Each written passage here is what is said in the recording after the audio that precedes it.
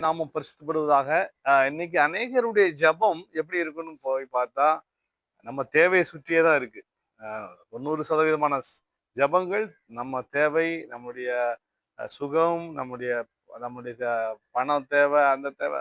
இதெல்லாம் தான் நம்ம ஜெபங்கள் அதிகமாய் சுற்றி இருக்கிறத நீங்க பார்ப்பீங்க. ஆனா, இந்த ஒரு ஜெபத்த நீங்க மாற்றி ஜெபித்து பாருங்க. அந்த தேவைகளெல்லாம் சந்திக்கக்கூடிய ஒரு ஜெபம் என்னன்னா, தேவனே, அதாவது பைபிள் உள்ள ஆண்டவருடைய வசனத்தை படிக்கும்படி, அதில் உள்ள அதிசயங்களை காணும்படி மனக்கண்களை திறந்தருளுங்க அப்படின்னு இந்த சத்தியத்தை அறிகிற அறிவுல நீங்க அந்த மாதிரி ஜெபம் பண்ணி பாருங்க. உங்க தேவைகள்லாம் சந்திக்கப்படும். உங்கள எல்லாமே சந்திக்கப்படும். உங்களுக்கு நல்ல சுகம் இருக்கும், ஆரோக்கியம் இருக்கும். அப்ப ஜெபம் வந்து வெறும் தேவையை சுற்றி ஜெபிக்கிற ஜெபம் இல்ல. வேதத்தினுடைய மகத்துவங்களை அறிந்து கொள்ளும்போது, நம் தேவைகளை காட்டிலும் தேவன் நமக்கு பெரியவரா இருக்கிறார். அதை சந்திக்க வல்லவரா இருக்கிறார். God bless you.